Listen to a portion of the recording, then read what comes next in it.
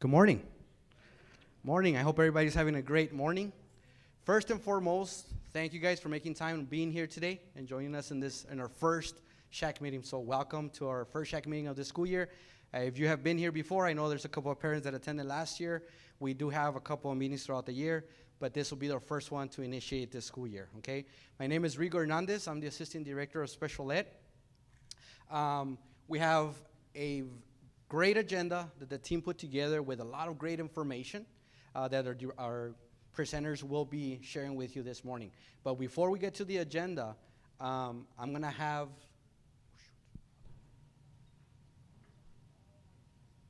our team read our district core values. Committed to student success as a shared responsibility among students, parents, educators, the school board, and the community. Learner-centered by ensuring that all students receive quality teaching and engaging instruction. Innovative in using global thinking and technology to empower students to become lifelong learners. Then we have nurturing by creating an educational environment where all students are socially and emotionally supported, safe, and valued. And of course, transparent through open communication, leadership, accountability, and integrity. And if you happen to join the rest of our meetings, SHAC meetings throughout the school year, we always like to review and remind everybody of our district core values, okay? This is our agenda for today. We have a QR code. If you attended last year, we like to have your input, you know, of how things are going at the campus for your students, your children. Ms. Luevanos will be going over that QR code with you guys. And then I'll be covering the SHAC overview. And then our presentation, we have Ms. Bailon, Angie Bailon, the Director of School Counseling, presentation on circles with circles. And then we have our guest, Mr. Alex Bustillos. He's actually from the FBI, giving a presentation on cyber awareness and security. And then last, we have our directors from CMP sharing some information and updates regarding CMP. And of course, at the end of our meeting, we have our Q&A. If there's any questions that we can answer, we'll answer. If there's questions that we can't answer at the point, we'll write them down, get with our leadership team, and then we'll get back to you on those questions and answers, okay? And of course, just a reminder for our next meeting is scheduled for November 19th, okay? So if you want to write that down, all right? Where's Ms. Levanos? Here is Ms. Hi, good morning. Welcome, everybody. This is an awesome turnout for our first SHAC meeting of the school year, so welcome. We put together a little survey. It should take you maybe 2 minutes. If you don't mind, everybody in the room, just scan the QR code with your phone, and it will ask you if you're from a campus, which campus, and then a few extra questions about interest for our future SHAC meetings. Thank you.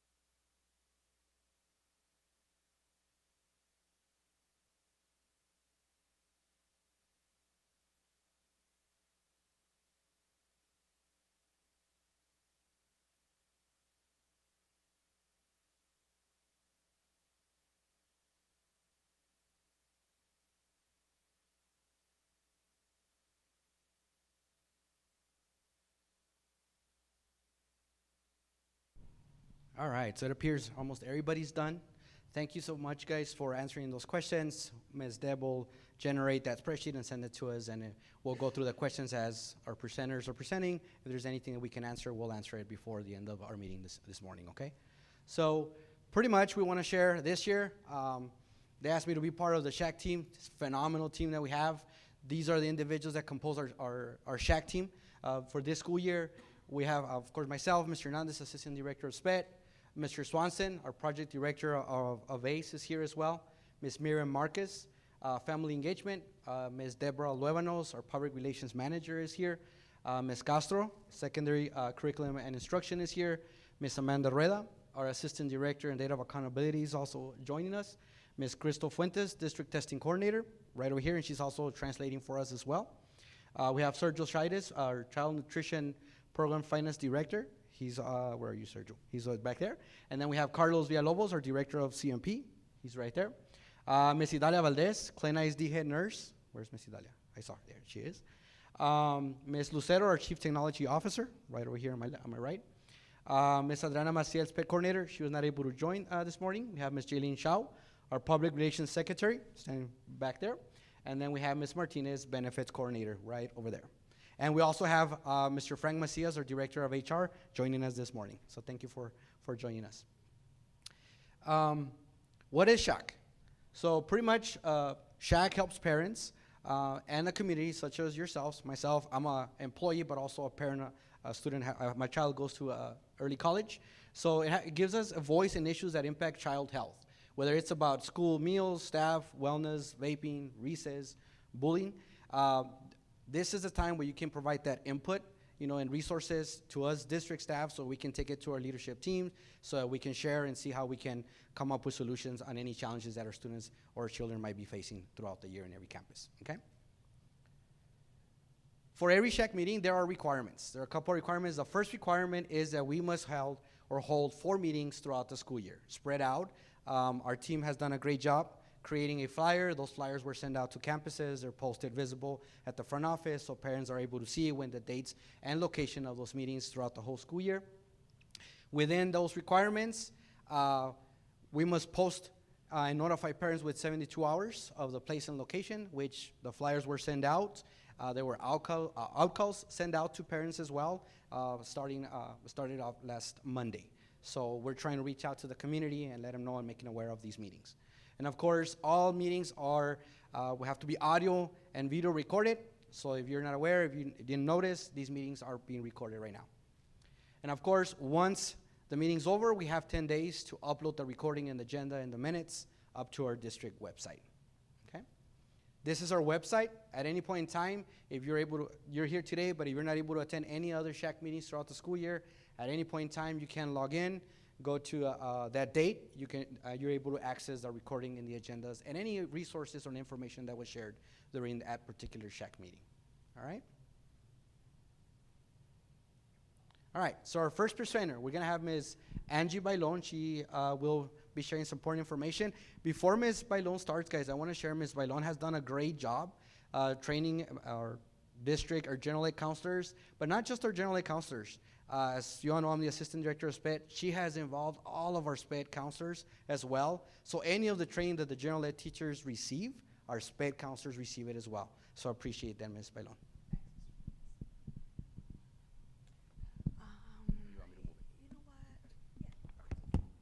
Hi, everyone. We're going to start with an experience, and then I'll tell you about it. So don't worry if your brain's starting to dysregulate. Don't worry, we're not going to make you dance or sing. But I am going to ask you to come up to the front.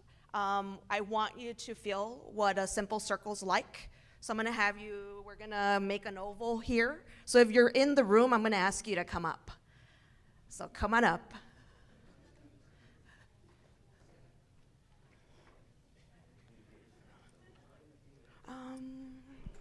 Let's see. There we go. Let me know when you want me to click it and I'll click Okay. Actually, it's going to stay. Is it there? Okay. So come on over. Hey, you want to have everybody up front? Come on over, guys. See if we can squeeze in. And if we can start. Yeah, we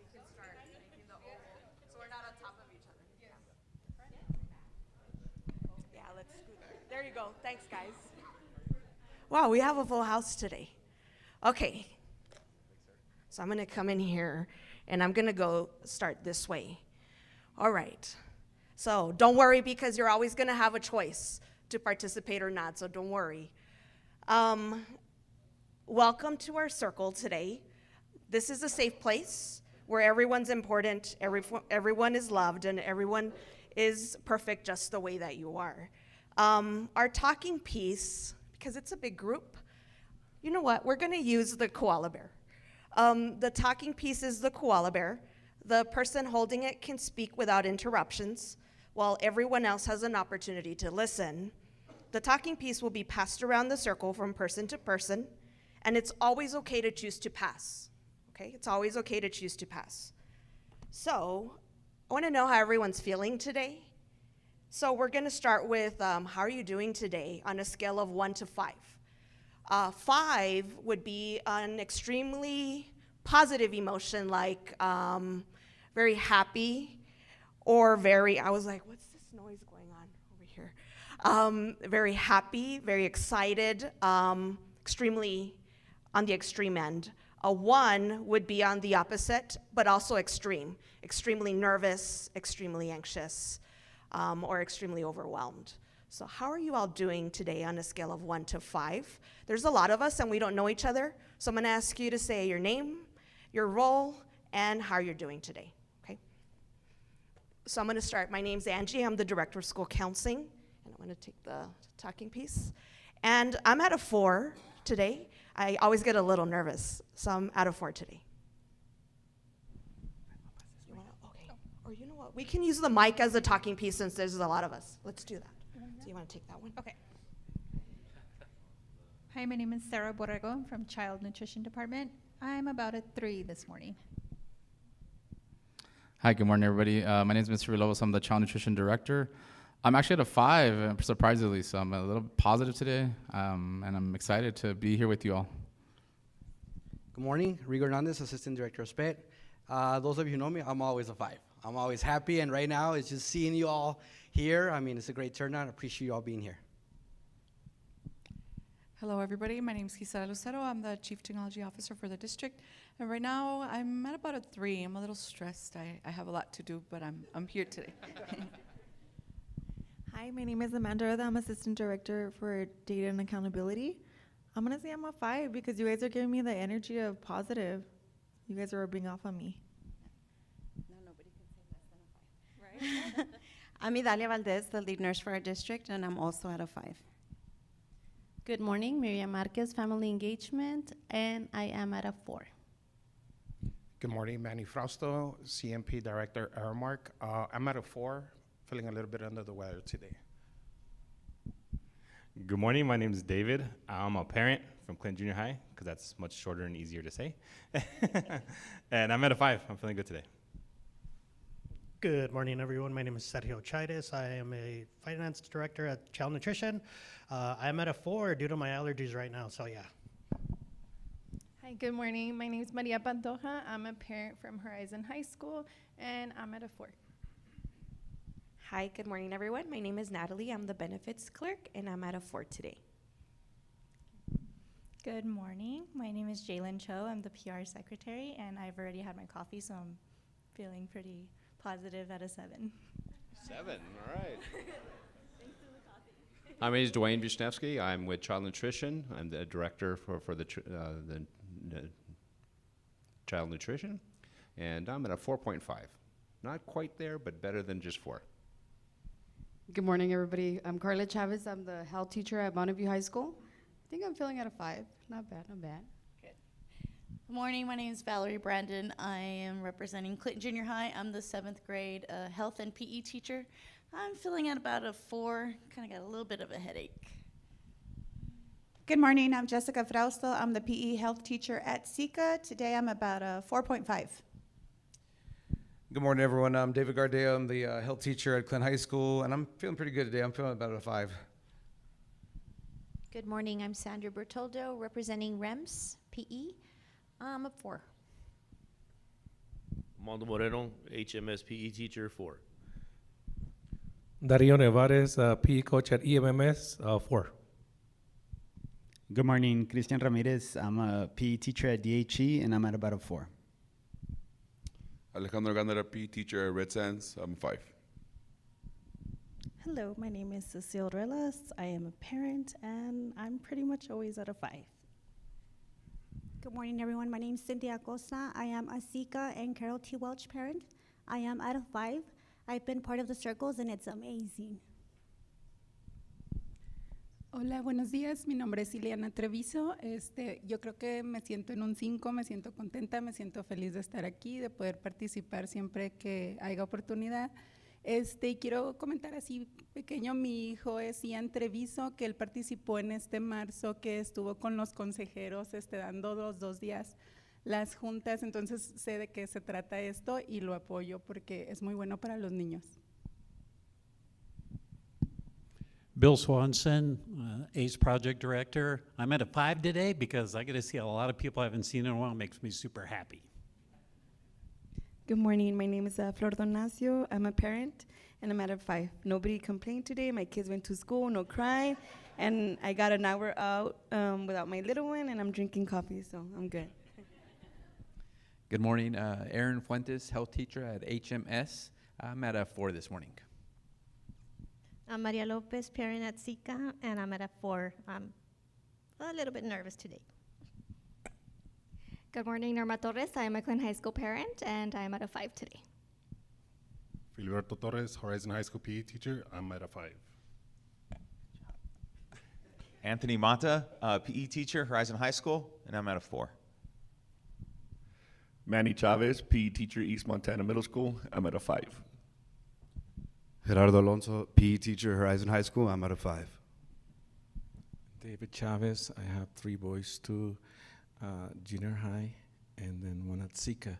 And I'm very touched and moved because yesterday I had a 504 meeting for one of my boys, and everybody was amazing. I didn't know what to expect. They show kind and love and understanding. And he's 11. And for the first time, he was allowed to go on a field trip with all the boys when he was at Surat. And it's great. Thank you all. Thank you, Mr. Chavez. Thank you all for sharing.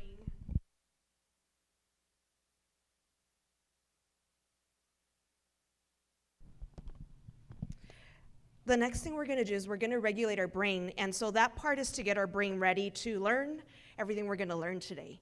And so there's different ways to regulate our brain. And this is what we use. And I'll tell you a little bit about this. But to regulate our brain, to get it ready to learn, we can breathe. That's one of the things that the kids love to do, and it's quick. Or we can do visualization, which is something I'm just more comfortable with. But what do you feel like? Do you want to breathe or you want to do a visualization? What do you think? Let's visualize? Okay, let's visualize. All right. If you're comfortable, says the high school coaches, right? Yeah, me too. Close your eyes if you're comfortable doing so. When you're ready, gently take a couple of deep breaths. Breathing in. I know I'm breathing in. Breathing out. I know I'm breathing out. Breathe in. Breathe out. Let yourself relax into this moment. Imagine strong roots growing from the soles of your feet. Visualize those roots growing deep into the earth. Imagine your roots anchored around safety and security. You are strong. You are safe. Let the energy of security infuse your whole being. I am safe. I feel safe. I am grounded. I feel grounded. I am solid. I feel solid. I am stable. I feel stable. Feel the sense of stability and groundedness that you have created within yourself. I am grounded. I am balanced. I am strong. I am safe. Take 3 deep breaths, breathing out any tension.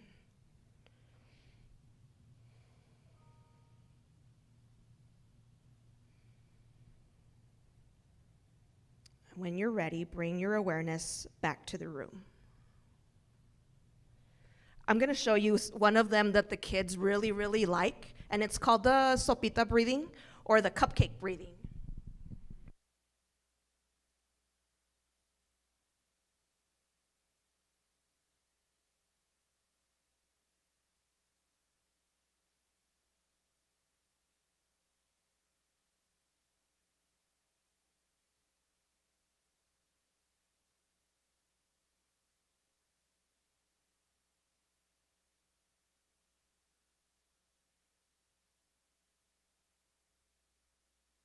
And so with that, we're gonna get ready to close our circle. This was a simple circle. So before we close our circle, I wanna thank you for participating. And I want you to think of one person or one thing that you're grateful for today. Think of one person or one thing that you're grateful for today.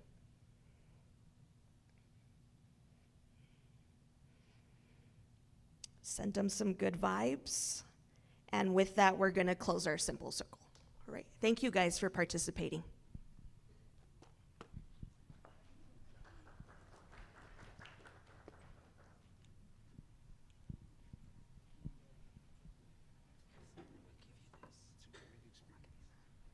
All right. As part of my department, and you'll see this elephant all over the place now in our schools, and the elephants, if you look into elephants, they take care of each other. And so we want to take care and make sure that we're taking care of our kids' hearts so that we can access those brains. And so that's why you see the elephant everywhere. But today was not about therapy or counseling. This is about the science. So let me tell you where this came from. Let's talk about the regulated brain, because our goal is to make sure that our kids, when they get into our classrooms, their brains are ready to learn. That way we can access that learning brain. But if the kids' brains are not ready to learn, then we're stuck. And so this right here is our regulated brain. You'll see the blood flow up at the top. And then you'll see like the alarm system right here, which is the amygdala. So you have your prefrontal cortex, and it's hard to use the mic but you have your the prefrontal cortex, which is up here, right? And that part helps you make decisions, think, solve problems. It helps you understand what you're reading. You can rationalize, you can explain, you can have these conversations when this is on, right? The prefrontal cortex. Then you have your amygdala, which is your alarm system within your brain. Its job is to keep you safe. Its job is to let you know if it feels safe or if it doesn't feel safe. That way you stay alive, basically. Then you have your downstairs brain, your reptile brain. This is where the feelings come in to let you know if you may be in real danger or perceived danger. So, I was a good kid growing up. I never went to the principal's office for discipline. But every time I get a call that says, Mr. Littlejohn wants to see you in his office, and you need to cancel all your meetings, I go into dysregulated state. Because I go back to that little kid and I think, what did I do? Am I in trouble? I was in a meeting. He called me last week. He says, hey, I need you to cancel whatever you have in the afternoon. I need to see you. And that was it. So I went into this state, and I'm watching the meeting, and I'm not understanding. It's like Charlie Brown again, right? Because right away I thought, am I in trouble? Did I do something wrong? That was natural. So I went into dysregulation state. So remember, we talked about the brain and the blood flow is at the top when you're at a regulated state. But when you feel big feelings like nervousness or being very overwhelmed or very anxious or very fearful, then your amygdala goes off, which is your alarm system, saying like, hey, you might not be safe. And the blood flow, which is a healing agent, and there's a bunch of health teachers in here, comes in to help. And when that happens, your brain gets flooded. And at this point, now you can't access that smart brain because you're just trying to figure out what's going on. Your brain's trying to keep you safe. This happens to all of us, and sometimes to most of us multiple times a day. I had a kiddo whose dad died. And so she was feeling these feelings very frequently as her senior year progressed. She was going into this dysregulated state because there was different triggers throughout the day, which is normal, right? And so the goal became, how do we help her get back to this state so that she can finish the day and we can still access that brain, but still take care of her heart. So I want you to think, when was the last time you felt dysregulated? Do you have it? When was the last time your brain felt dysregulated? And I'm gonna let you talk. Go ahead and talk at your table. When was the last time you felt dysregulated?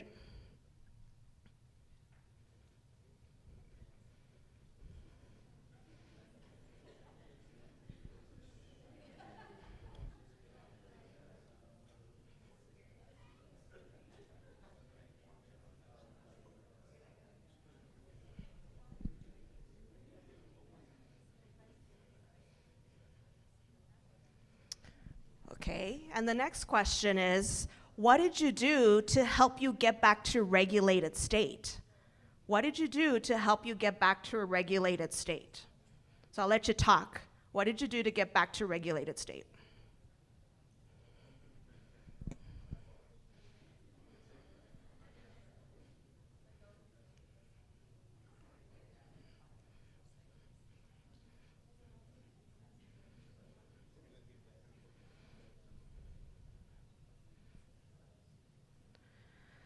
All right, so when I got the call and I wasn't paying attention to what was happening in front of me anymore, I just went over and I got some ice and I got some cold water and I drank that. So I went for a walk, I drank some cold water, and it helped me just get refocused, right? That's what I did. What are some of the things that you did? Anyone? Well, I'll tell you what the kiddo did who lost the dad who was triggered. She cried. Crying sometimes helps. We went outside and she ran. Running helped her. Talking, some of you might have said talking. Some of you might have said working out. Yes, I see some nods. Okay, so here's the secret.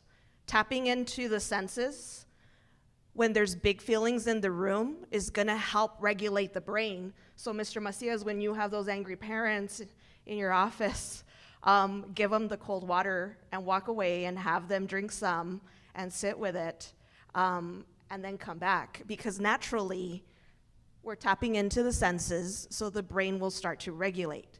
So why am I telling you all this, and what does this have to do with circles, right? This is what it has to do with circles. Circles is a tool. So if you noticed, we checked, how's everyone doing today? Because I want to know, like, if you're at a 1, then I might say, hey, like, you normally are doing pretty well, like, are you okay? And how can we help, right? So it's a quick check, because normally we don't go through our names and our roles in the classroom, right? So it's a quick check, 5, 4, 3, 2, 1, or how are you doing today? The other part is the regulation skill. And the way we're regulating our brains or teaching kids to do that is by breathing or visualization or an exercise in groundedness. And the hope is that if that kiddo came in because maybe they left the backpack at mom's house and now this week they're at dad's and the homework's over there and they're used to getting A's, or Ian is worried because there's a quiz coming and he's an A student and he had baseball practice and all this stuff happened and he didn't get to study the way he wanted. And so kids are coming in dysregulated. The hope is that we do a simple circle or circle, and with the circle, we help to get their brains regulated within 5 to 10 minutes, and then we start to teach so we can tap into that smart brain. So it's about the science. And the circle is a tool to help get the brain ready to learn. It's systematic, and there's a process, and it's very intentional. And the hope is that kids will take these tools and apply them to their life later on. we have a CTW kiddo who's part of a baseball team, and they were having some disagreements. And so he went up to the coach and said, hey, we need to do a circle. And I'll lead the circle. Can we do the circle with the baseball team? Because we need to work this out. And so they become so proficient with the tool that they're now able to apply it outside. And so the tool, like what we did today, it's structured as you saw me reading. It's scripted because it's structured. And the whole point is eventually when you do this long enough, you'll establish a culture in your classroom, right, that's safe, where all the kids have a voice, where they feel important and seen. We're teaching regulation skills and we're building relationships. And in theory, if we can implement these building blocks, academic success will follow. And so we piloted this for 2 years at CTW, and then over the end of last semester, we brought in all the schools, and we're trying this at every school, except one. We're still working on finalizing one over at Horizon High School. We're working on it, but we're getting there. Everywhere else, we're implementing simple circles and some full, and the hope is that we're setting up the brain to be able to access that learning for kids that are coming in dysregulated, including the teacher. Because sometimes the teachers, they're humans too, right? We've used it for the Department of Transportation, our circles. We had several deaths that happened, and there was a lot of grief that we hadn't discussed. And so we used this as a tool with the department to be able to get those feelings onto the table. And that we used it as a different tool, right? It wasn't for the learning part, but it was to help them be able to move forward and move through. So that's why we wanted you to experience that, to kind of know this is what we're trying to do. But the point is the science part, and it's to get your brains ready to learn. And so the kids feel confident and important. Ian was part of 2 or 3 of our panels. He went to EPCC, he talked here with the principals. He was part of the team that convinced the principals to say, yeah, I want to try this. So thank you all, parents, for participating in that. The last thing, I don't know if I still have time, Mr. Hernandez, I'm over. The very last thing, I want you to know what counselors do, because there's Senate Bill 12 that's coming, that's here, and so it is very complicated, and it goes into, there's a portion that has to do with mental health, and so that's going to be coming to you parents, and so we'll need to but let me go back, let me rewind. These are the 4 services that school counselors deliver to kids, to all kids in Texas. The first one is the guidance component, where we teach social skills and regulation skills, conflict resolution. We teach individual planning about endorsements, programs of study, credits, all of it. So there's a teaching component. There's the individual planning, where we help kids make goals, where we review their test scores and say, hey, where do you think that you could do better, and what can we put into place? Or, hey, you're behind on your credits. Let's look at that and let's put some goals in place so that we can help you get there. Or you lost credit. What can we do? And how can we help? So there's the individual planning. This is where they choose their endorsements, their programs of study. And it's simple things. Like, I'm seeing the assistant principal every day. Okay, let's work together. What can we do different so that we can decrease those referrals? So again, individual planning. Then there's responsive services, and I will tell you, a lot of times this is why counselors got into counseling to begin with. It's the counseling part of it, right? If a kiddo's upset, that kiddo whose dad died suddenly, yeah, they were gonna be seeing the counselor regularly to learn skills to help their brain get to a regulated state so they could get back to class. This is the crisis counseling. This is when kids make suicide outcries. We have small groups, we do individual counseling, and we always communicate that with parents if we're gonna do a series of those. This is where counselors love to live. And then there's system support. This is the part where they work with your principals. This is the part where they do PDs for you, professional developments for the faculty. They go to PDs, they're part of leadership. They're part of like parent-teacher conferences, 504s, ARDs. That's the system support where it benefits kids indirectly. So this is what Texas says school counselors need to do in Texas.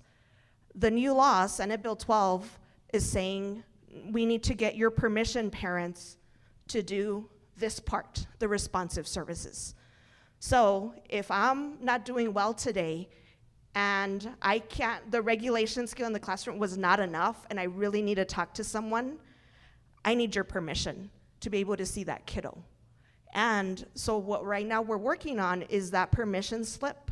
And so once that's ready, we're gonna push it out to the parents and say, hey, look, this is what we do, but instead of saying, Ian, hold on, let me call mom to see if I could talk to you, we would like that permission slip back ahead of time so that if Ian is having a bad day and you're at work and you're unavailable, that we can still see him and help him get to a regulated state so he can go back to learning.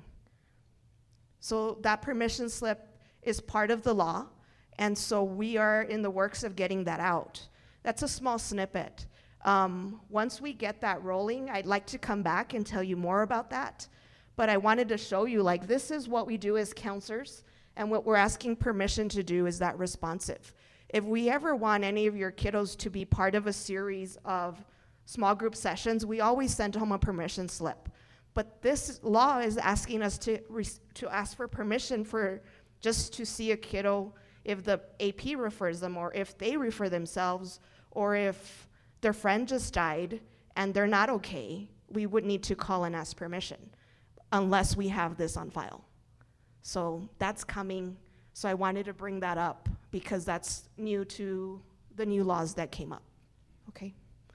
Do you have any questions for me? Yes, ma'am.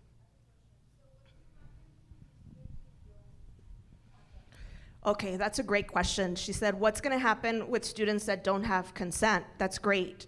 On the consent form, it says, yes, you can see my son or daughter for brief counseling if they're requesting it, if a teacher's requesting, if admin's requesting, if they need social, emotional, or behavior support. Parent says yes, and we're good. The other box says, no, I do not want you to see school counselor if my kiddo requests, parent requests, admin requests, even if they're in distress. But then it says, I understand that I will be called and you will have to come to the school to pick up your son or daughter to help them, basically, because we're not allowed to intervene. So right now we're putting all our ducks in a row and we're not turning kids away. We're telling counselors, you see the kiddos, but call the parents if we don't have something in writing, just to let them know, look, this is what happened today. Ian referred himself, or he was not okay. Can I see, are you good with that? Or after he was not okay, I needed to help him, I saw him today, this is coming. And so that's where we're at because we're putting everything in place. And so that consent form is up for review. And so then we'll be pushing that out shortly. And so we don't want hiccups for kids. Like, we want to be able to take care of them and to make sure they're okay and send them back to class. So ideally we would want that yes, so that there's no delay. But we will have more meetings and we will get more information out. But this was just a snippet. So this is what's coming. Okay. Other questions? All right. Thanks, Mr. Hernandez. Thank you. Thank you for your time, everybody. Thank you, Ms. Bailon.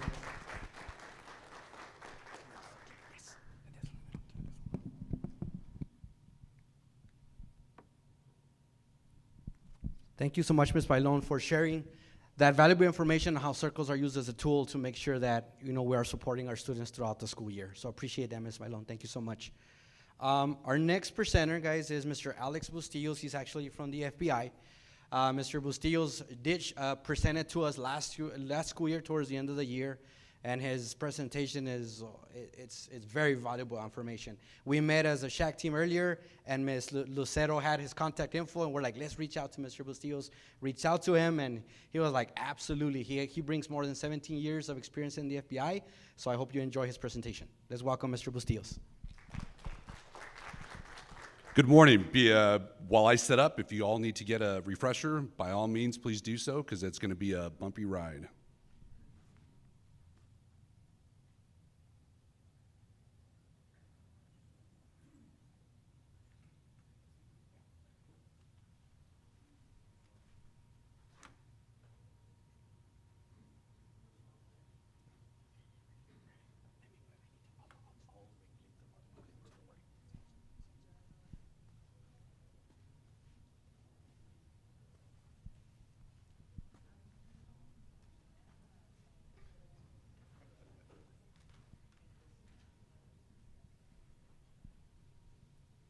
Well, good morning. Okay, didn't you just do a circle activity? Everyone was at a 4.5 and a 5, and I say good morning and good morning. Is this a coaching table? Yes, sir. Yeah, I bet it is. And that's a coaching table. What gave it away? Folks, good morning. My name is Alex Bustillos, Special Agent with the FBI here in El Paso. Been in 17 and a half years. I'll just give you a quick little rundown of my experience, my bona fides, because you all are probably thinking, well, why should we listen to you? Just because you're the FBI? Yeah, you guys are getting a bad rep in the news and the public right now. Folks, that's out there. This is what we're really doing, boots on the ground. This is why we're here. Been in the FBI 17 and a half years. My first office out of the academy was Las Vegas, Nevada. Sin City. As soon as I got there, they told me I was working crimes against children, particularly internet crimes against children. Folks, I've seen the worst of the worst that humanity has to offer. The depravity, it is unreal. No one should ever have to view the images, the videos that I've been subjected to. I'm child forensically interview certified. I've interviewed kids as young as 4, as old as 17. It's a hard violation to work. It is the hardest violation to work in the FBI, but it is the most rewarding because I get to put these things on the most horrible and horrendous people on earth. After working it for 10 years, I needed a break. Your mind needs a reset. So then I went over to the cyber squad. Well, let me back up. I came back to El Paso, born and raised, came back to give to my community that gave so much to me. And I worked violent crime here, kidnappings, assault on federal officers, bank robberies, so on and so forth. After running and gunning for 10 years, okay, let's take a break. And I went over to the cyber squad. Worked computer intrusion cases, ransomware cases. You all remember back in, what was it, 2020, there was a ransomware that took down Socorro Independent School District? Yeah, I was the case agent who opened up that case. First ransomware case in El Paso. And then after 3 years on the cyber squad, I wanted to change, so I went over to the secret side. I work counterterrorism, and so I'm currently the Joint Terrorism Task Force Coordinator. So I tell you all of that, not to pat myself on the back, but to tell you I've come with experience. I've pretty much done everything except for public corruption. So, if you all, I know it was portrayed as cybersecurity and the whole bit. Look, how many of you in here have kids? Okay, the majority of you all. If you all are thinking this presentation is going to be, well, let me tell you how to create a strong password, or what apps you should put on your kids' tablets and phones to monitor what they're doing. This isn't it. You're behind the 8 ball. This is it. This is not it. This is a presentation to bring you into my world, into our world as law enforcement, as to if you're not already doing those things, this is what's going to happen. Oh, so you're just going to fearmonger us? No, I'm going to tell you the reality of what's out there. Does that make sense? Okay, here we go. So we don't allow our presentations to be recorded, take photographs. Well, I do. So, but this is an overall unclassification. The overall unclassification is unclassified. But that's what I used to do before I joined the Bureau. I was a blue man. Which one am I?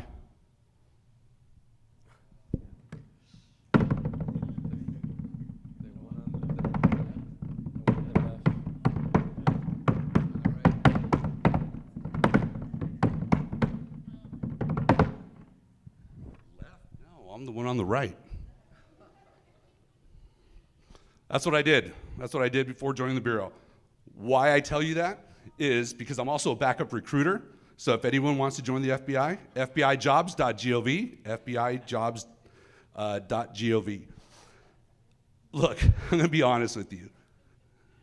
How many of you guys know Mr. Martinez, your superintendent, really well? Yeah? Well, I know him better than you do. Why? Because we went to the same high school. We ran for the same coach. We're in the same cycling group. And I asked him, hey, well, I'm going to go give a presentation. Do you know who's going to be at this presentation? He's like, I do. Can I get a list of the attendees? I go, I'll give you the ones that are going to be there for sure. So I gave those names to my intel team. They scoured the internet for you all. They found your social media, and I'm gonna put you guys on blast. Whoa, you can't do that. Well, who says I can't? Oh, the FBI, you're infringing on my civil liberties. No, I'm not. Anyone in the world with an internet connection could have done what I just did. You all left your social media open. We just took it, all right? So if you get on your phones right now, try to delete whatever you want to delete. It's too late, we already have it. So, okay, no, I lied to you. I wasn't part of the Blue Man Group. That's sad that you guys thought so, because I'm bald. No, I did try out for them. I was in the drumline at UTEP. I did try out, made it, but I wanted to finish my degree, so I didn't continue with that. That was back in '95. And little did I know, 9 months after that, you see them on the Pentium commercials. And then you see them on the Jay Leno show. And then I kick myself in the rear end saying, well, that could have been me. But this was me. I was one of you all. I was an educator. I was an algebra teacher over at Wiggs Middle School in EPISD, and I was a high school coach over at Franklin and over at El Paso High School. I coached football and I coached cross country and track. That's what I did. So why did I join the FBI? Because my best friend kept pushing me to do it, and so I did it. He's got 3 years more than I do, so he's about to retire. I got about 2.5 to go, and then I'll check out. But I know where you all are coming from. I do, because I was in your seats. I was in your classrooms. I was you all. I commend you for doing what you do, because Lord knows it's not easy to be an educator or to be in education right now. So kudos to you all. Please take a photo. Take a photo of this screen, because if we don't know how to help you or your kids, we can't do anything about it.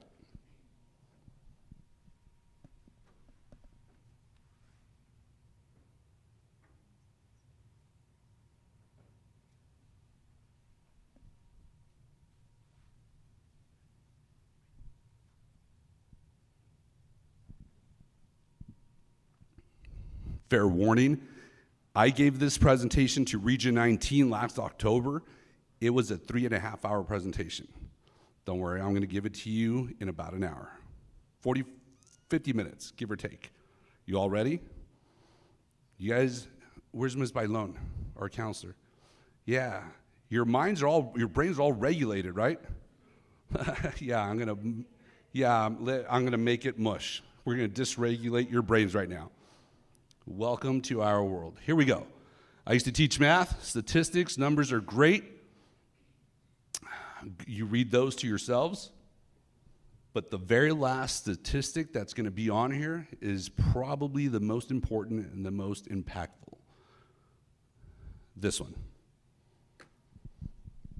80% of all new child sexual abuse material is self-produced, i.e., child pornography. Self-produced, meaning that every child has one of these. If they are under the age of 18 and they go into the sanctity of their own bedroom, their restroom, and they take that inappropriate selfie of themselves in the nude, or federal definition, lewd or lascivious display of the genital area, or sexual encounter of a minor and an adult, they just broke the law. Because what did they produce? Child pornography. Do you think they're going to keep that on their phone, or what do you think they're going to do with that image or video? They're going to send it. That's called distribution of child pornography. The person on the other end, that's called receipt and possession of child pornography. 4 different federal statutes. So these kids just broke the law. But they probably say, well, you can't do anything to me because you're the feds, and feds don't arrest minors. Well, you're right, we don't. Well, sometimes we do. But we work on a task force, and our local and state partners, they arrest individuals, minors. Does that make sense? But they think, okay, well, it's my body, it's my device, I can do whatever I want. Well, you all know that colleges now are hiring or are instilling scrub teams. Teams of people that go onto social media and look for applicants. Hey, your district probably has that too. They look at applicants and they look and see what they're doing online, because that may be something that's unbecoming of a student at a certain university, unbecoming of an employee of Clint ISD, so they're not gonna hire them or they're not gonna admit them. It goes far. Folks, I saw it firsthand. Coaches, who's a football coach? No one's a football. You know Bishop Gorman? Have you heard of Bishop Gorman in Las Vegas? One of the top 5 programs in football in the country. There was an athlete back in, a wide receiver back in 2010. He was a top 5 wide receiver in the country, had a full ride to one of the Power 5 programs. He probably had over 40 scholarship offers.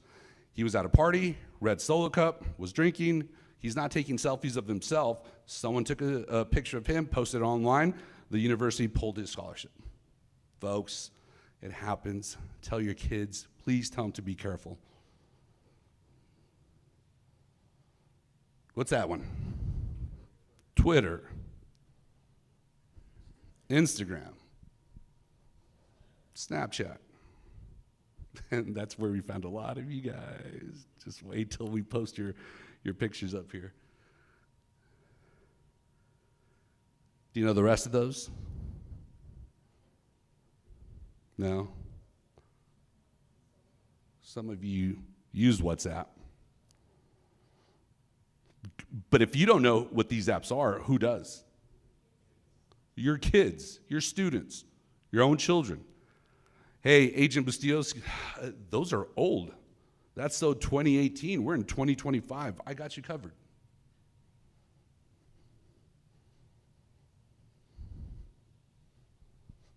And that's just a small sampling of some of the apps that your kids are on. Am I saying that all apps, all social media is bad? Absolutely not. What you need to do is download these apps yourselves and see how they function, see how they work. See which ones are okay for them to use, which ones are not okay to use. Does that make sense? You gotta fight fire with fire. How many of your kids are on Roblox? Or played Roblox? Yeah? Fortnite, Minecraft, all that good stuff? This was a sting operation that caught a lot of parents' attention. Predators using popular games to lure kids into dangerous situations. So we asked the world's most popular gamer about it, and if your kids don't always listen to you, maybe they're gonna listen to him. If you don't recognize the colorful hair or the excited laugh, yeah, your kids probably will. This is Tyler Blevins, better known as Ninja Online. He's the most famous Fortnite player in the world. While he's shooting it from his fans, a lot of times he's also giving other gamers important advice. You don't know this person, so don't trust them. Don't give them any personal information.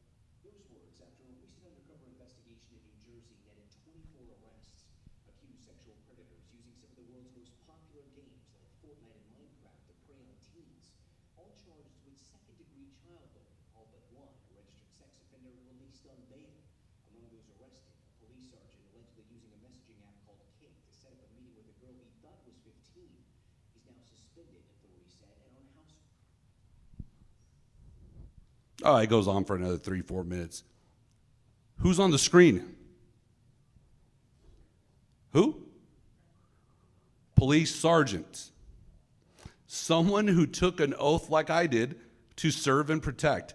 Yet he is the predator going after your kids. At the end of the day, folks, I ask one question. Who can you trust? It's not a trick question. No one.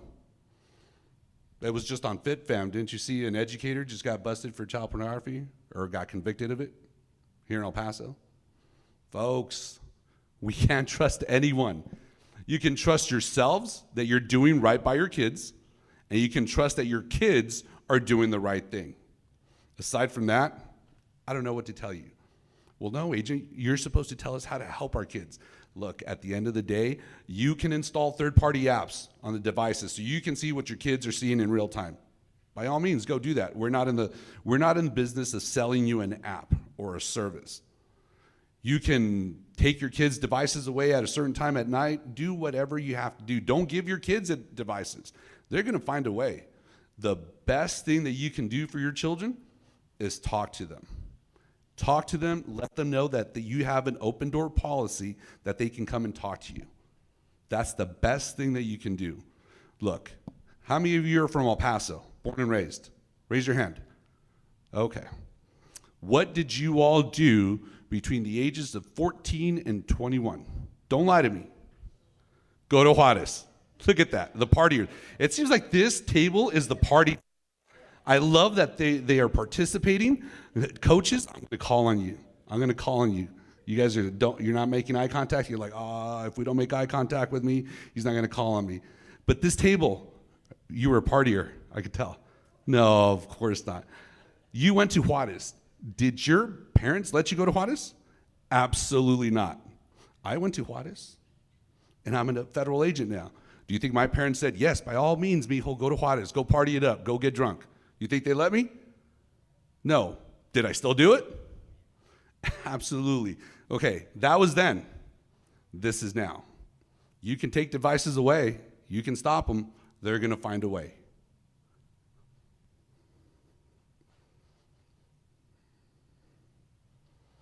Take a look at that video in the top right-hand corner.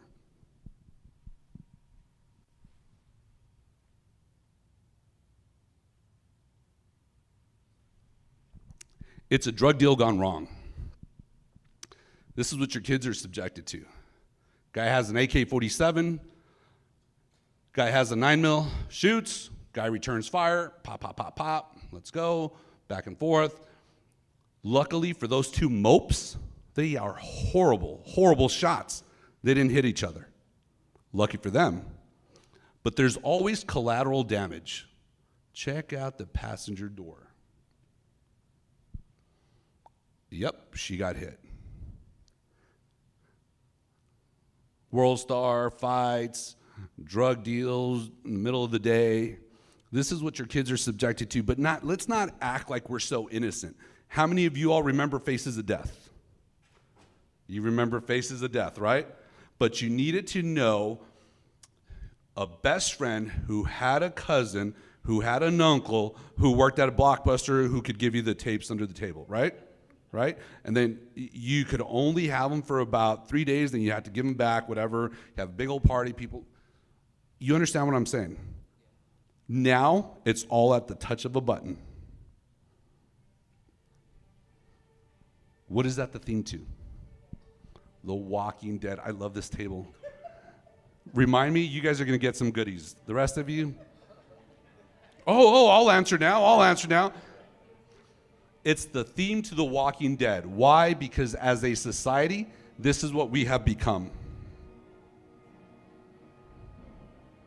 We don't talk anymore.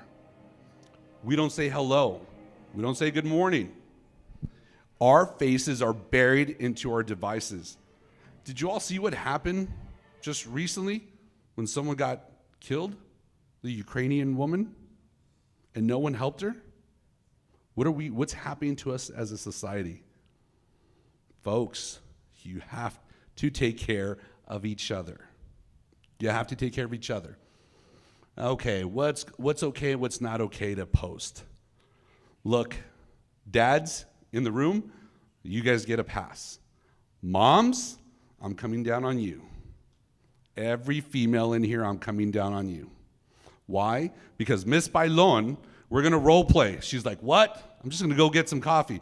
Miss Bailon is Mr. Hernandez's mom. Can we all role play for a little bit?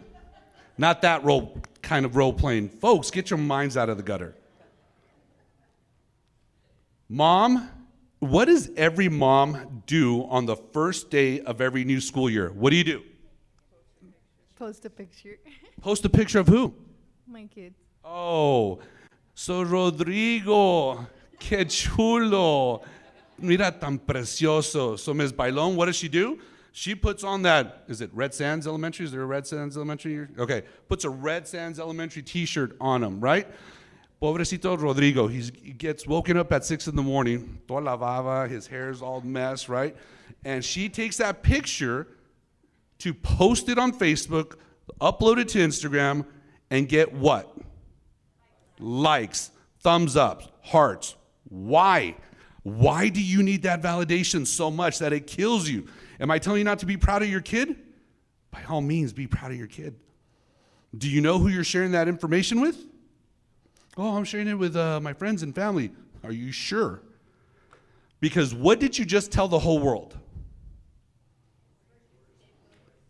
Where he goes to school, what his name is. Oh, I forgot Ms. Bailon put on there, I'm so happy he's going to be in Ms. Terraza's first grade class.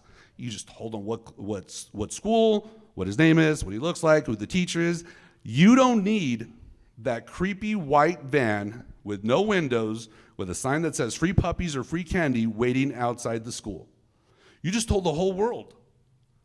No, we didn't. How did we tell the whole world? I only have my friends or my family.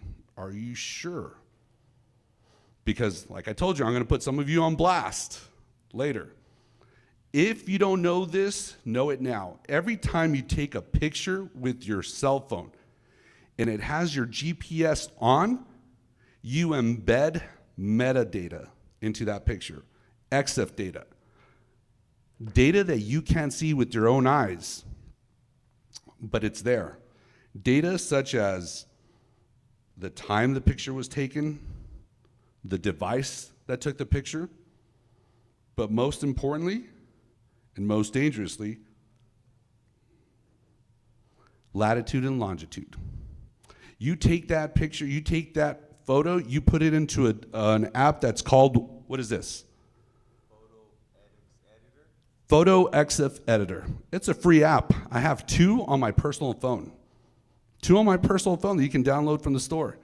I take that picture, put it into this app, it will tell me exactly where the picture was taken. So I drop that latitude and longitude into Google Earth, zoom in, that little red exclamation mark gets over the US, over Texas, over the east side of El Paso, right over Rodrigo's house. You can't zoom in anymore, and it's going to be on the northwest corner of his house. What do you think that northwest corner of his house is? His bedroom. So you just invited the whole world, moms, into Rodrigo's bedroom. Who did that? Who did it? You all did. Poor Rodrigo didn't have a say in it. So are we going to keep taking pictures of our kids and posting them? Yes, do it. But know who you're sharing it with. Lock down your Facebook. Lock down your Instagram. Don't accept my friend request if you don't know me, because you know what? 3 of you did. I sent 3 of you friend requests and you accepted me. Do you think my name that I sent you was under Alex Bustillos? Of course not. I have 20 aliases online. But you accepted me, and I'm going to reveal you. It doesn't scare you yet? No? Coaches are like, no, we've seen worse. All right, here we go.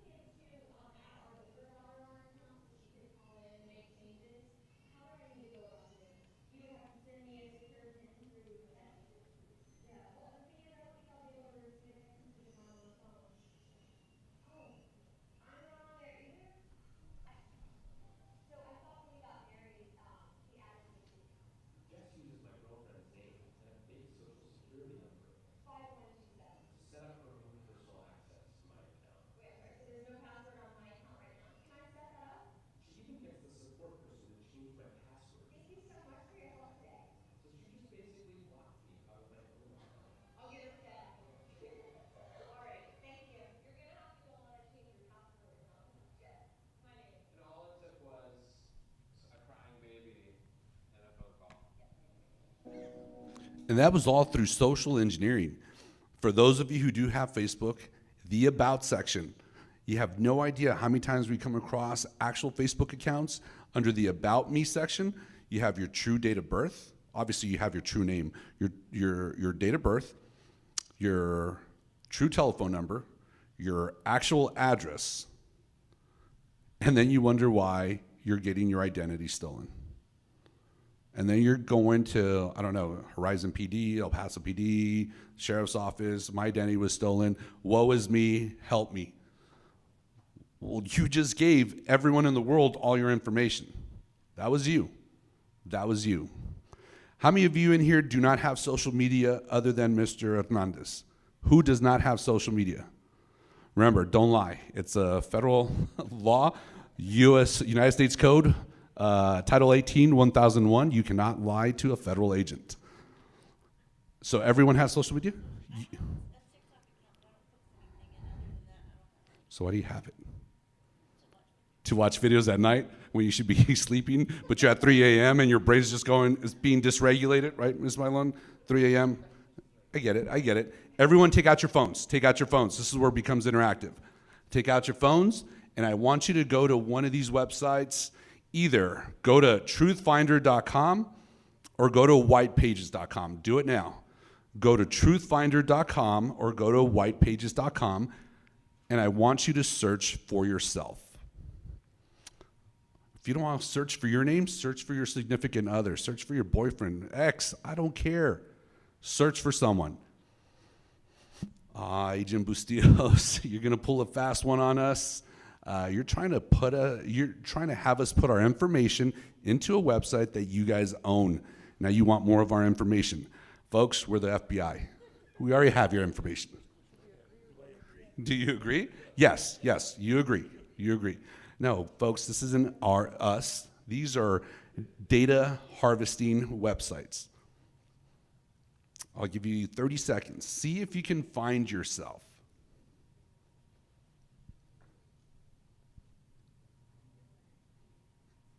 And if you don't find yourself on one of those websites, go to another one. You can go to people.com. Go to spokio.com.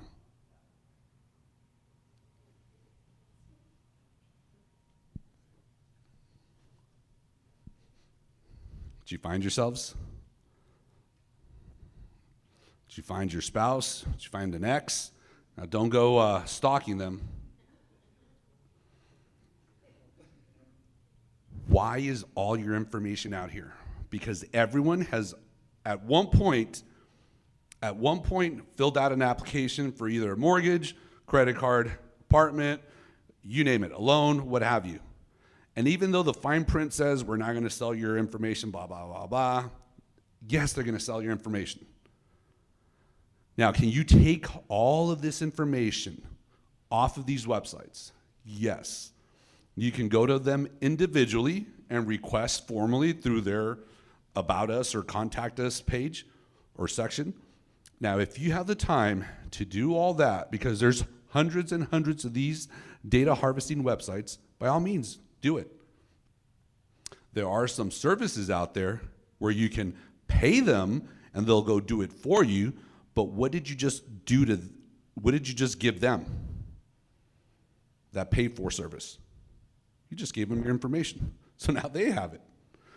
Folks, make your digital footprint as small as possible. Please. It's an eye-opener, huh?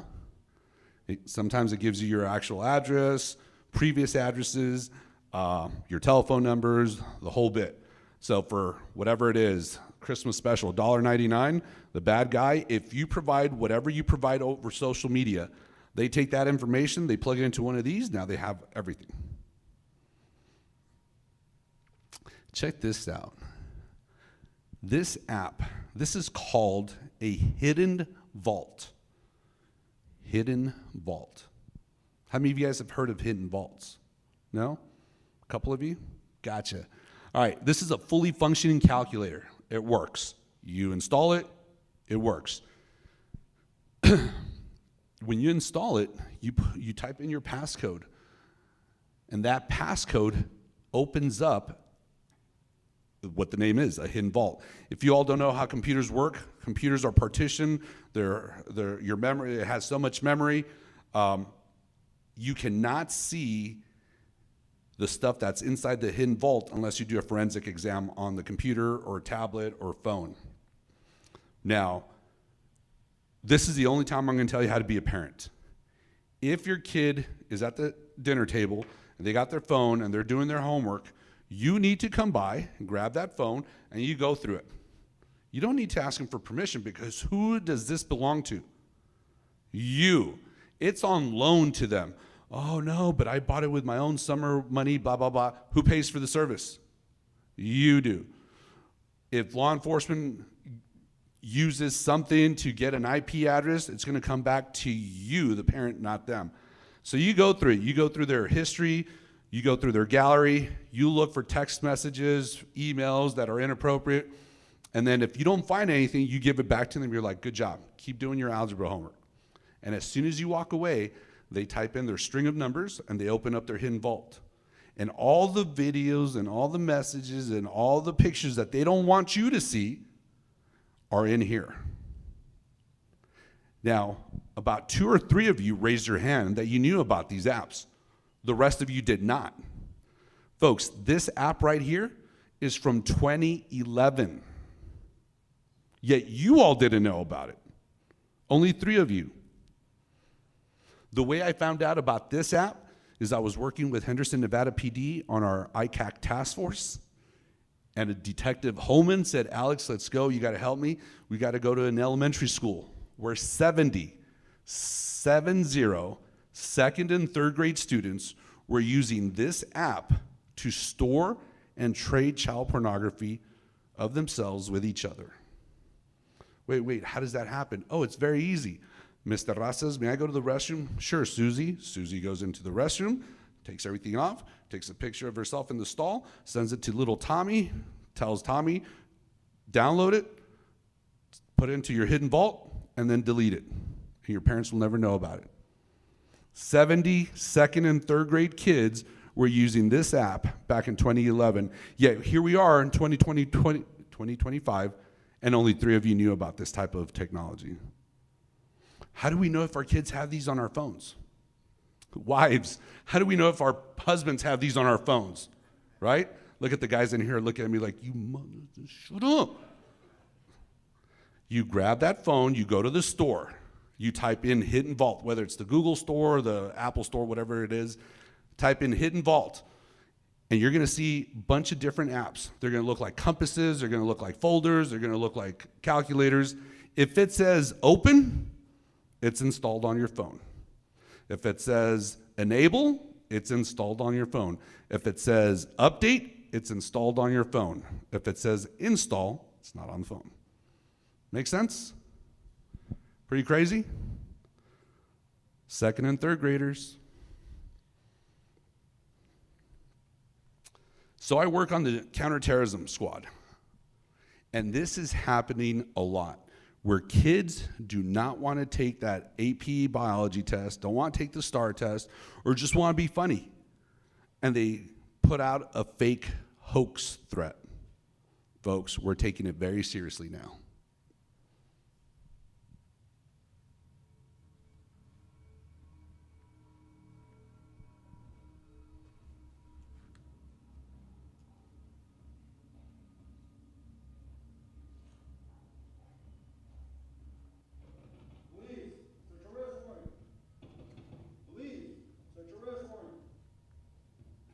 Let me see your hands.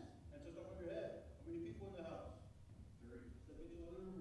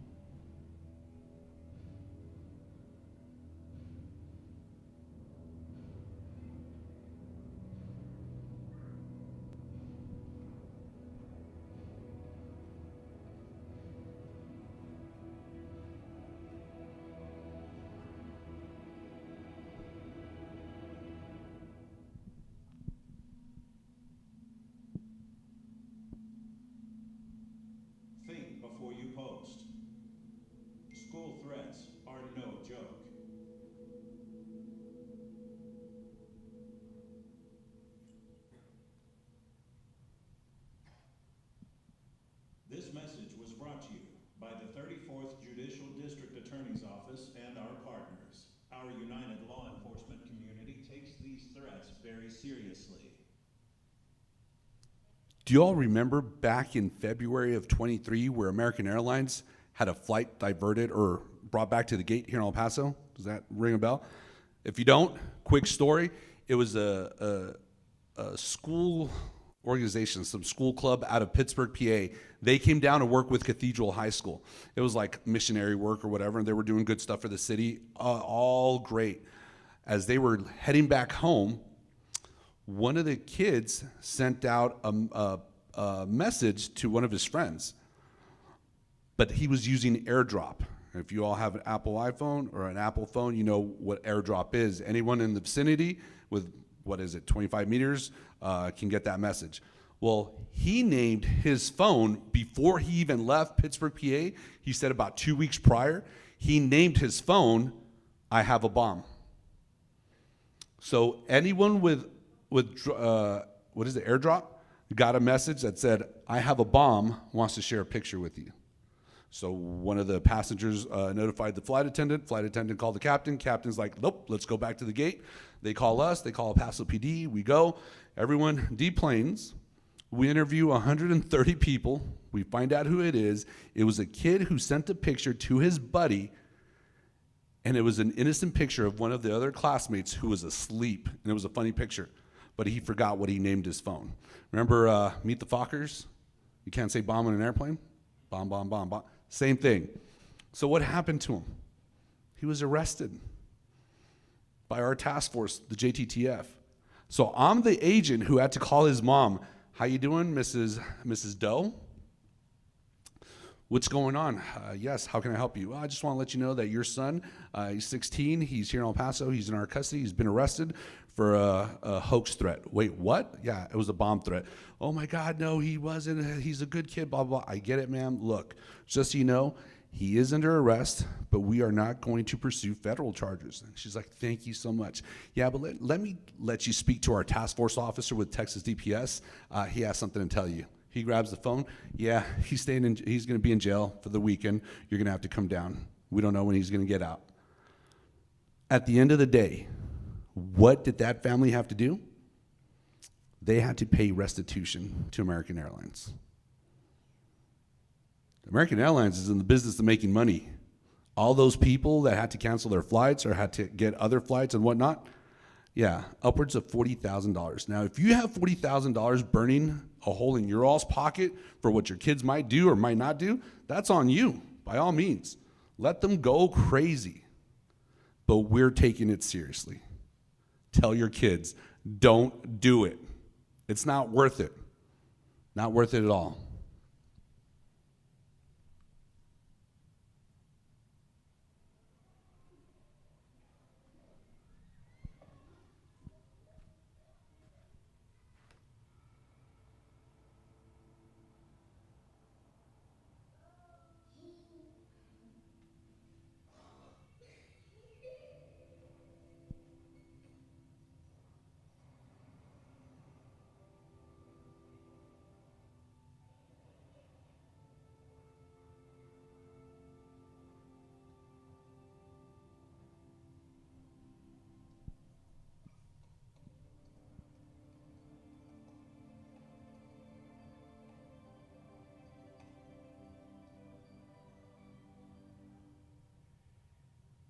Hey, Mom.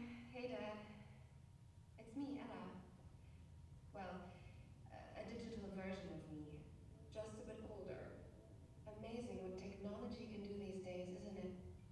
All you need are a couple of pictures, like the ones you share on social media, where they can be taken and used by everybody. I know, for you these pictures are just memories, but for others,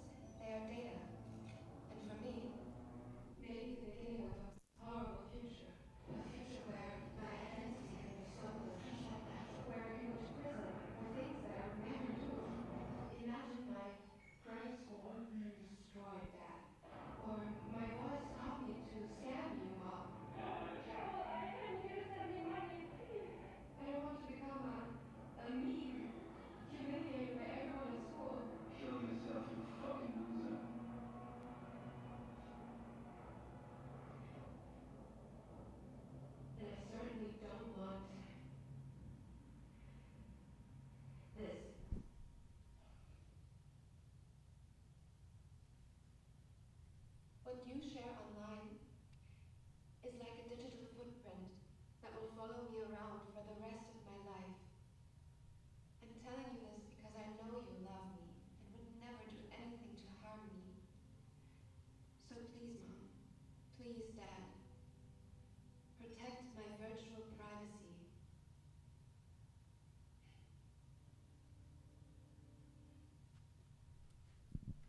Pretty sad. Of course, that was a production. Of course, now you have an app that will take a picture and doesn't have to go through all the code and whatever. I get it, but it hits the point across. It hits the point across. With everything that you share, remember, whatever you share online, whatever you post, you will never, ever be able to get it back. You all do understand that, right? And what your kids fail to understand is that if they send something from device A to device B, they think, oh, well, I'll delete it off my phone, and they'll delete it off of their phone, and we're good. No, that image, that text, that file, whatever it is, travels through cyberspace, and it stops somewhere. In the middle, it's called a server. And servers are known to be hacked. And all that stuff that you send is somewhere else in the world. You all please make sure that you tell your kids that. Well, I'm not going to show this video, but we're going to go into this case study. This is something that I investigated here in El Paso. You all tell me, is that the face of a predator? Yes? No? Coaches, yes? No?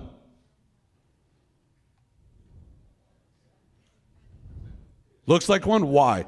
Because he has glasses? Be careful what you say. Look who your presenter is. Because he has glasses? No, of course not, Agent Bustillos. No, not that. Folks, have you all heard of the dark web? Do you know what it is? Think of the internet, the whole internet, as an iceberg floating above the water surface. The 10% that you see is the internet that you know, such as Google, such as ESPN.com, such as Dillards.com, so on and so forth. What 80% below the water surface, that's your local area networks, your LANs, right? Your school is on a LAN. I shouldn't be able to get on it if I don't have the credentials. Your financial institutions, your medical institutions, they are on LANs. That's called your deep web. The bottom 10%, that little tip of that iceberg, is the dark web. And you can't just access the dark web via regular browsers. You have to have special browsers. The most well-known and the most useful is the Tor browser, the onion router, because what it does is when you enter it, your IP address is 1.2.3.4, and it goes through certain nodes, and those nodes take away a piece of your IP, and it gives you another one. So when you exit, you get 7.8.9.10. So it makes you anonymous. Well, anonymous from the rest of the world, but not from the FBI. We're really good at what we do. And in 2013, the FBI took down a child pornography website off of the dark web.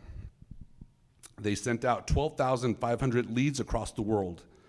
Across the world, because we're in 63 other countries. We're in LEGATs.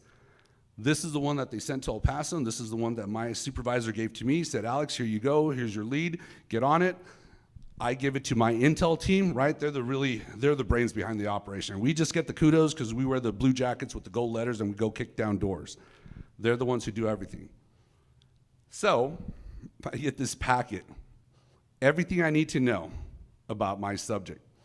I write up my affidavit, write up my search warrant, go to a federal magistrate judge. Judge, here's my information. He's like, all right, I reviewed it. You're good to go. Raise your right hand. Do you swear? Yes. All right, be careful. Go serve your search warrant. We go on a Wednesday morning, 6 a.m. FBI, search warrant. Open the door. Open the door. Oh, the coaches woke up. Coaches will go, oh, why do you think we do that? Well, because we don't know who the heck is in there, right? So we have mom, dad, brother, they come out. Where is he? He's like, he just moved out. What do you mean he just moved out? When? Last night. So my supervisor's looking at me like, dude, didn't you do surveillance? Yes, boss, I know his pattern of life. I didn't know he was going to go get an apartment the day before the search warrant. I had my surveillance group on him on Monday night. We had him So we send out 2 agents to go knock on his door. Ready? Opens the door. Hey, good morning. We're the FBI. We just want to let you know that we're serving a federal search warrant at your parents' house. If you want to know what's going on, you have to drive yourself there. Everyone's okay. No one's in trouble, but we're just here to inform you because you live there. Oh my gosh, yes, I want to go. So he drives himself over. He agrees to be interviewed by my partner and I, who together we had 23 years work experience working these types of violations. We're really good at what we do. I'm batting 1,000. So we sit down and we take him into his old bedroom.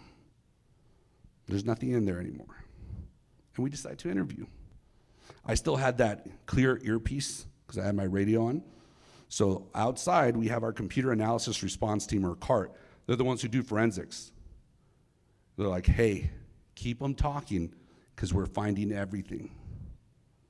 So I start talking to him for 30 minutes. We build rapport. How you doing? What's going on? What do you like to do? So on and so forth. What can you tell me about child pornography? He's like, what? You're sick. That's gross. I don't know anything about that. What do you know about the dark web? I have no idea what the dark web is.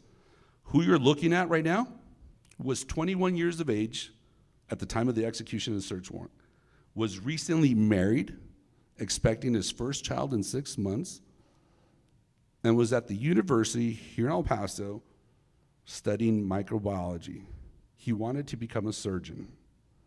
Are you all with me? For all intents and purposes, model citizen, right? So then at the 31-minute mark, he breaks down. I told you, we're really good at what we do. He starts crying. Okay, I'm sorry, this is what I did. I have a problem, can you help me? Yes, we're here to help you. We're here to help you. We're here for you. Tell us everything that you did. Well, this is how I did it. This is why I did it. I got a disease, please. If I have to go to a hospital, whatever I need, counseling. Yes, you do. So he was at his first stage. He was like, no, that wasn't me. Denial, the whole bit, right? Then he's like, okay, I admit it. And then 50 minutes into the interview, he says, Agent Bustillos, he wipes away his tears. Agent Bustillos, I just want to tell you something. He's all happy. He's smiling from ear to ear. He's like, I just want to let you know that I really, really admire serial killers. Like, what? Yeah, can I tell you all about them? I'm like, this is your time, bro. Shine. What do you want to tell me? He's like, yeah, I know all about the Night Stalker, Richard Ramirez here in El Paso. I know all about the killer clown, John Wayne Gacy. But my favorite serial killer is the co-ed killer. And so I interjected. I wanted it shown that I was smarter than he was. And I said, oh, you mean Ted Bundy, Chi Omega sorority down at Florida State? And he looks at me, no, Agent Bustillos, that's not the true co-ed killer. The true co-ed killer is Edmund Kemper. How many of you guys have watched Mindhunter on Netflix? A couple of you? That's who this guy's role model is. Look, I was in 7th grade basketball when Michael Jordan took off from the free throw line and the infamous Jumpman silhouette was made. That was my role model growing up. This guy's role model is a serial killer. He and I are not the same. Tell us more. Have you ever acted upon these fantasies, these urges? No, Agent Bustillos, I never knew what it meant to take a life. Well, that's good. Yeah, except I met this girl on Instagram, and we hit it off. We were really good friends. I'm like, okay. Does your wife know about it? No, we were just friends. I'm like, okay, cool. It's your business. Yeah, but she said something so hurtful and so painful that I unfollowed her off of Instagram, but I found her on Twitter. Then I downloaded pictures of her. Moms, remember? First day of school. I downloaded pictures of her. I put it into this app, kind of the way you guys found me, and I did surveillance on her. And what was your plan?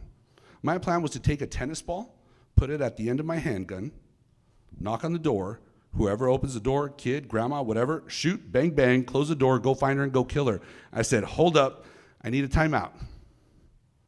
Are you admitting to a homicide? Because if you are, we have El Paso PD detectives right outside that can help you. Agent Bustillos, you're not listening to me. I never knew what it meant to take a life, so I didn't do anything. Whew, good. Yeah, that's good. And then his voice, yeah, that's good. Then he looks down.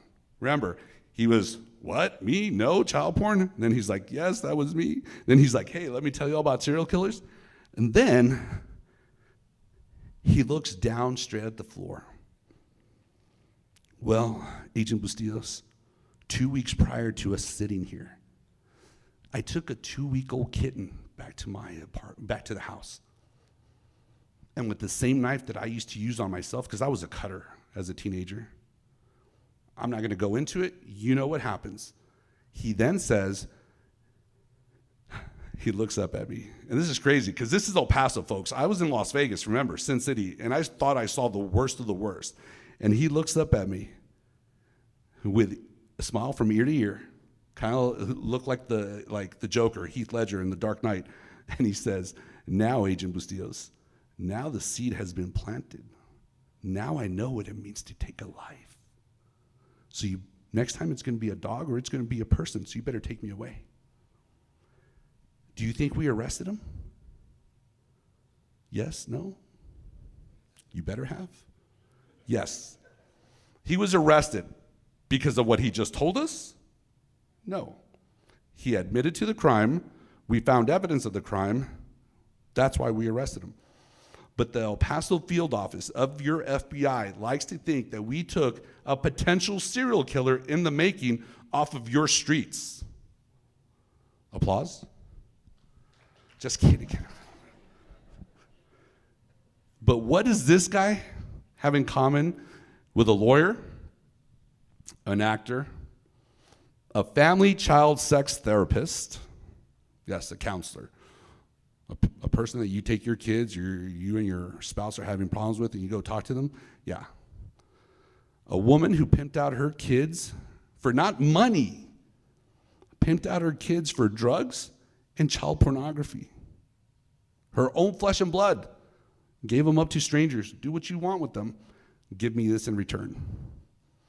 Owner of a pizza restaurant, I won't tell you which one. This guy over here, this one was in Las Vegas. This is my first case that I inherited when I got to the Las Vegas field office. We gave him a plea deal, a federal plea deal of 12 years in federal prison. He said, nope, I'm not going to take the plea deal. I'm going to take you, big bad FBI, to court. Let's go to trial. What do you think he got?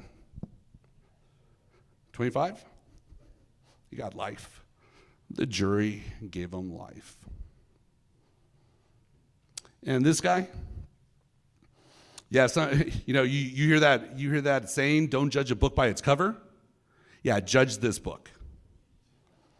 I don't know what the correct terminology is, but when you go to the supermarket, right, the person at the very end, I don't know, a bagger, would you like your milk in plastic or in paper, whatever?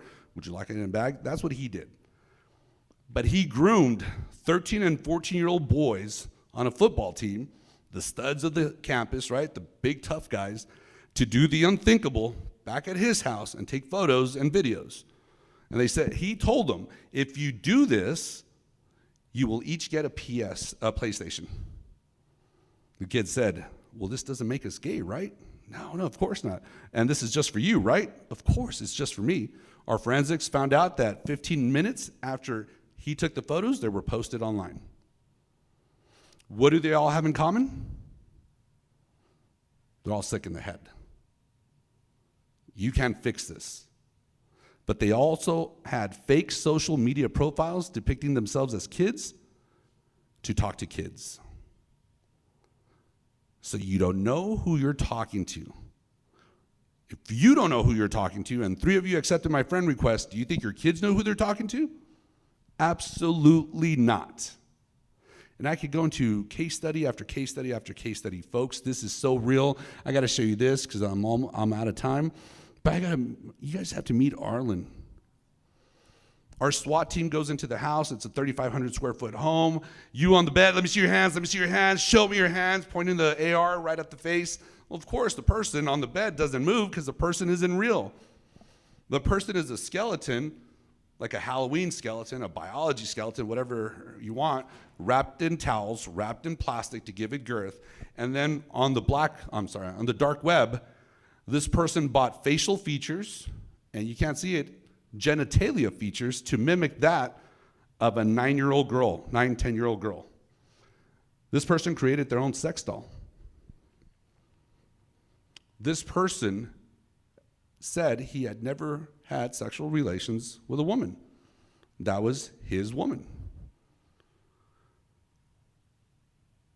And the only way he can be with his doll was if he put his laptop up here, look at child pornography, and talk to kids. He was a 6th grade math teacher at a Montessori school. Has this scared you yet? Are our brains dysregulated? I'm sorry, Ms. Bailon. It is what it is. All right, last thing.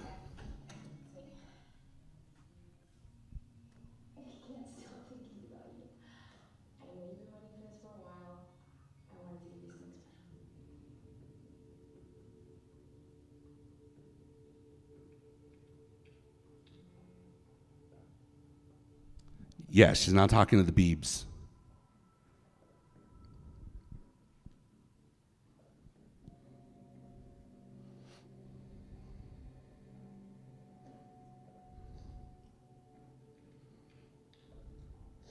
Who are you?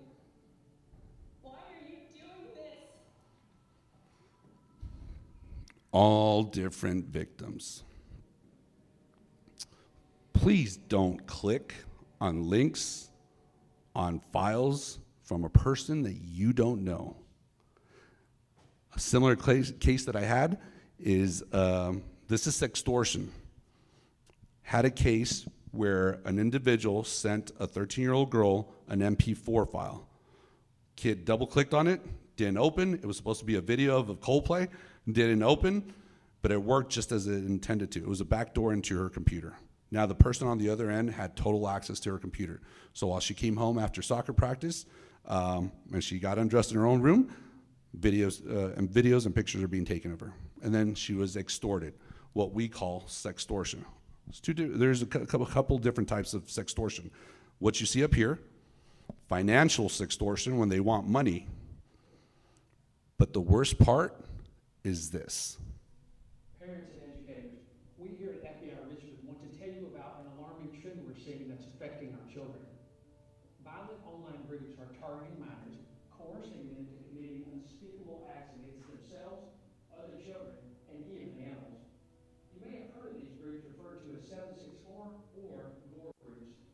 These groups hide behind the computer screen, targeting our children through social media, gaming apps, and messaging platforms. They start by building trust, then manipulate their victims into sharing personal information and explicit pictures and videos. They extort and blackmail victims into committing increasingly disturbing acts, often compelling them to victimize other minors. So what can you do? If your child suddenly becomes secretive, withdrawn, or anxious about their devices, it could be a red flag. Watch for signs like mood swings, avoiding conversations about their online life, sudden changes in appearance, or evidence of self-harm. Have open conversations with your child about their online friends and what they're sharing. Set clear boundaries for internet use and do spot checks to see what your children are actually looking at. Trust your instincts. If something doesn't feel right, it's time to act. As a parent myself, I want you to know that this goes far beyond cyberbullying and is a trend we should all be concerned about. We're here to help you protect your children. Together, we can stop exploitation before it's too late. If you believe your child has been the victim of one of these groups, the FBI wants to know about it. Call us at 1-800-CALL-FBI or online at tips.fbi.gov. So the reason why I'm working this violation, they are now considered terrorists, nihilistic violent extremists, or NVEs. What they are doing is that they are extorting kids via sextortion, not for more pictures, not because they want something tangible, but simply because they want to destroy the nuclear family or Western civilization. That's what they want to do. Decentralize us as a normal society and create chaos. Now, this is what they're doing, folks. This is what these kids are doing now. They're cutting themselves. We have victims here. We have cases here. And this is what I could show you that's G-rated. it progressively gets worse. These kids are being made not just to cut themselves. They're like, hey, you know what? You want to be part of our cult, part of our group? Because it's also based in the occult and Satanism. You gotta carve a pentagram on your chest. And they do it. Oh, you know what? That's not good enough. Get your hamster, get your cat, do what you know what they're gonna do to it. That's not good enough. Now you get your friend and you have them do it. That's not good enough. Now you have your friends commit suicide. Folks, it's a dark, dark world. But we can't do anything if you don't help us. And the last video that you're gonna see is this. Losing control of your nude images online is terrifying. And if you're a teen, it may feel impossible to reverse it. While you can't go back in time and unsend, we can help you move forward. That website was at on the very beginning slide that I told you to take a picture of. If you have a child or you know of a student who's done this, counselors, by all means, administrators, you can go to that website and they can help take it down. What about me? What about me if I did that? Well, you should know better. You're an adult. But if you were a minor when you did it, they can help you too. Folks, this is a 3-hour presentation. I gave it to you in 50 minutes to an hour. We can't help you if we don't know what's going on. Do you all have any questions? Did I scare you? Yes? Coaches, you guys are awesome because I picked on you guys. But I was a coach. I was one of you guys. That's why. Yes, ma'am.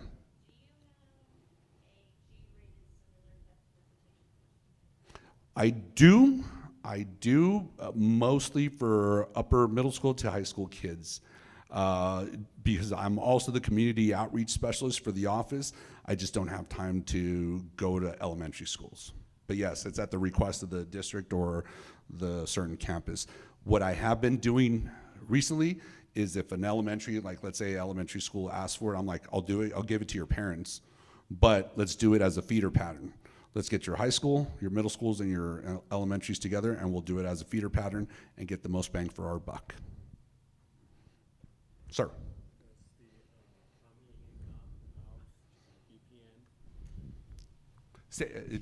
Like using a VPN, does it help? Yes, and also the Family Link app where you can see what they're actually doing. Yeah, it does, but with all technology. So the question was like VPNs, do they work? VPNs are virtual private networks. I have a VPN. I don't get onto the internet on my personal phone without a VPN. There's a lot of them out there. It's a pay-for service, but what it does is essentially it makes your IP go in, not from El Paso, through your subscriber, but somewhere else in the world. You can choose where. I do that. Absolutely, it's a good thing. Family Link, to see where you're, maybe like Life 360 is one, where you can see where your kids are at and the whole bit. I have my 15-year-old daughter on Life 360. I know where she's at all times. That GPS better not come off. Now, she also knows that if she's taking pictures or what have you, she doesn't post it to social media. I have her accounts. I can get onto them at any time. Again, she's a 15-year-old girl. How many 15-year-old girls or boys or whatever, high school kids, are willing to give up their passwords? Again, you're the parent. They're the kids, right? So you got to make those expectations. But yes, they do work. But with anything, there's always a downfall. It's technology. So you just got to make sure that you use it properly. Anything else? No, that's it. All right. This table, I got you. I'm going to give some stuff to Mr. Martinez, and he'll get back with you guys. Thank you all so much. Appreciate it. Thank you, Mr. Bustillos, for sharing. And I did want to add, I know you mentioned if there's any type of VPN or anything you can use. So here in our district, we have Securely. Do you all know what Securely is for the teachers and parents? So Securely is, well, for teachers, it's great, right? You can actually see what the kids are doing and things like that. But as a parent, you can also download it to your phone. And you can see what the kids are searching. You can see what they've been doing throughout the day. Can you go to our Clint site whenever you get a chance? And then go to students and families. you can also, and this is kind of where you have power as a parent as well, but you can also put downtime on your kids on their computer. So for example, if you don't want them to be on the computer after 9 p.m., you can set the time to be off from 9 p.m. to, let's say, 7 a.m., and you can shut their computer off. That way they're not online on their computer while you're thinking that they're asleep. So go into students and families. And this will show, and then scroll down till you see Securely. Securely Home app. So as a parent, you can download this app, and there's a video in English and Spanish. And if you scroll down a little bit, it'll show you a couple of pictures. So scroll, okay, so basically it gives you the steps, and if you scroll down, right here in this picture, it gives you the activity feed, any flagged activity, rules that you set, and then there's the offline schedule. So you can do that for your student that takes the Chromebook home. I know some middle schools are not allowing kids to take it home, which is the campus choice. But if you have elementary kids that are taking it home and then high school kids, we get activity for the kids all the time. I know there was a health teacher, I don't know if you're here, and they were searching vapes because they were doing project on vapes. Oh my God, my email was blowing up because kids, you know, they were vapes, and they were searching, they were being creative. They would put art of vapes, and because they were trying to get, I guess they were drawing in the class and they were doing stuff. And yesterday I was talking to one of the security guards and told me, oh, get ready for October because it's Drug Awareness Month. So I'm working with Securely right now so we can stop all those notifications, because honestly, you know, we do want to get these types of alerts. We do get outcries in Securely as well. I mean, it's sad, but we have stuff like How to Kill My Family. We got that one a couple of weeks ago. What was that? I Hate My Life was, yes, I Hate My Life right now.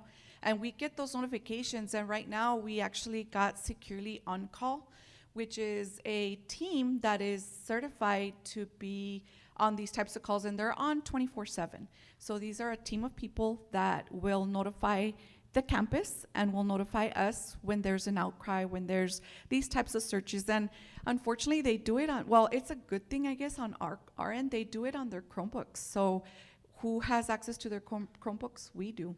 So any type of search that the kids do that is inappropriate, we get notified. So then the campus gets notified, counselor goes to the classroom, pulls them out. And so those are good things that we're doing as a district to keep our kids safe. And you can keep your child safe by downloading the Securely Home app. And then you can also keep track of what they're searching, what their offline schedule. You can do a lot on the Securely Home app as well. Okay. Any questions on Securely?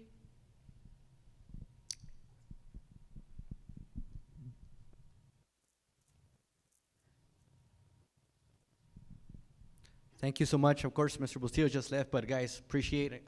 Hope you guys appreciate the information that was shared, and of course, to Ms. Lucero and her team on keeping up to date on all this and all this information to keep our kids safe. So quickly, we have a couple of slides from our CMP department.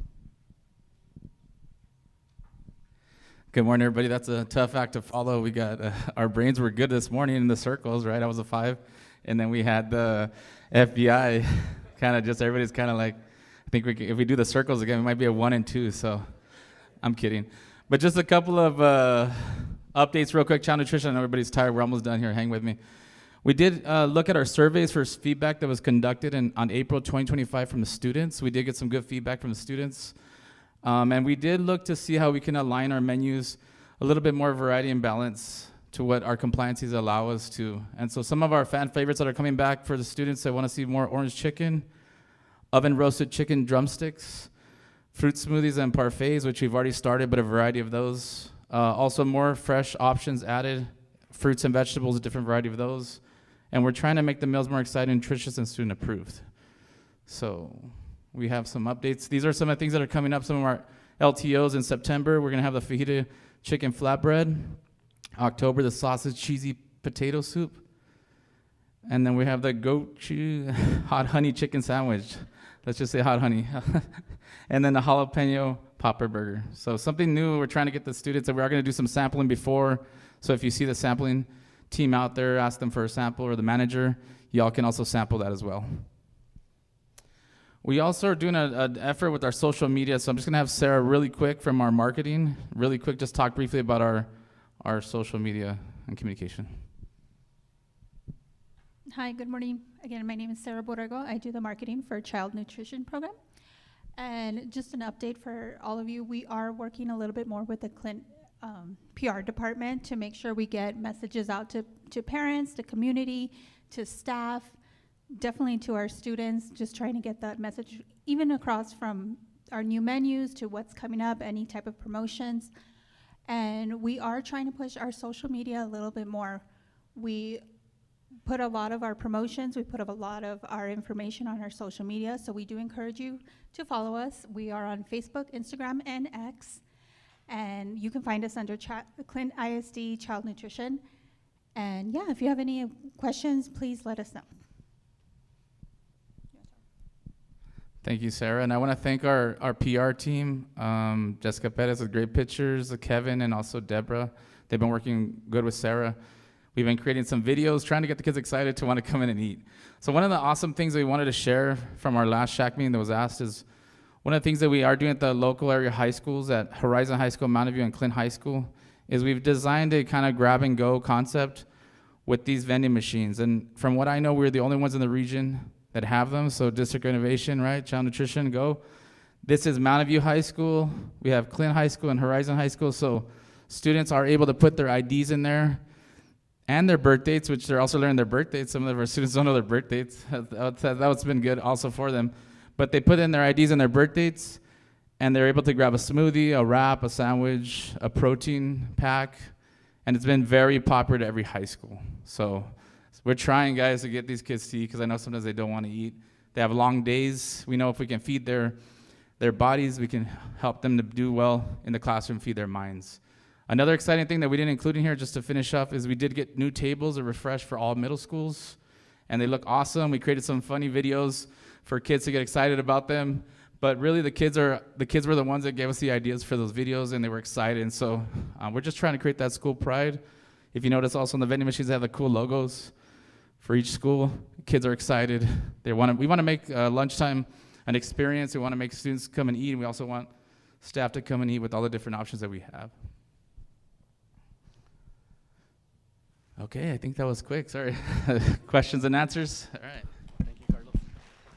Thank you, CMP department. Guys, I know we surpassed a couple of minutes. We were supposed to end at 11 o'clock, but I hope the information was benefit for you guys. We'll continue making sure that we create good agendas and good information for the next SHAC meeting. Thank you so much for being here. We hope you can join us next time, and thank you to our presenters for sharing all this information. You all have a good day.